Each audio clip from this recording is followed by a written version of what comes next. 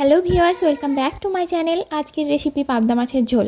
পাবদা মাছের ঝোল করার জন্য আমি মাছগুলোকে খুব ভালো করে কেটে ধুয়ে নিয়েছি। এরপর লবণ, হলুদ আর লঙ্কার গুঁড়ো মাখিয়ে 5 মিনিট রেখে দেব।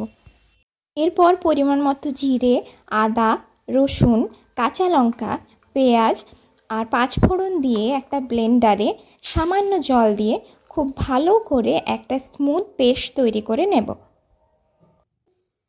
একটি কড়াইতে পরিমাণ মতো সরিষার তেল দিয়ে মাছগুলো একটা একটা করে ভাজার জন্য দিয়ে দেব।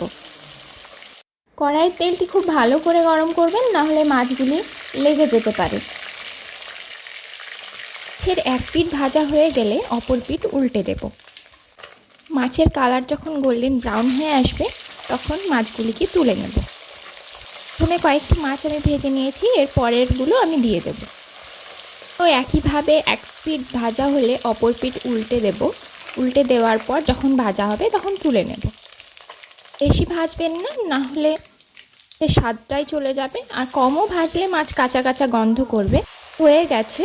এবার আমি একটা দিয়ে দেব বড় সাইজের পেঁয়াজ কুচি, সাথে যে পেস্টটি করে রেখেছিলাম সেই পেস্টটিও দিয়ে দেব।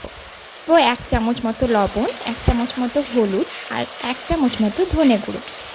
মশলাটিকে খুব ভালো করে কষাতে হবে, ততক্ষণ কষাতে হবে যতক্ষণ না তেল ছেড়ে আসছে। দেখুন আমার মশলা কষানো হয়ে গেছে। এরপর এতে দিয়ে দেব পরিমাণ মতো জল। জল দেওয়ার পর ঝোলটা ফুটে উঠলে ভেজে রাখা মাছগুলো দিয়ে দেব। মাছের ঝোল পাতলাই হয়, আমি বেশি জল দিয়েছি, আপনারা চাইলে কমও দিতে পারেন, আবার আরেকটু বেশিও দিতে পারেন। মাছগুলি দেওয়ার 5 মিনিট পর আমি এতে অ্যাড করব 1 চামচ ভাজা মশলার গুঁড়ো। দেখুন আমার মাছগুলি কত সুন্দর হয়েছে, আর খেতেও কিন্তু খুব টেস্টিও হয়েছিল।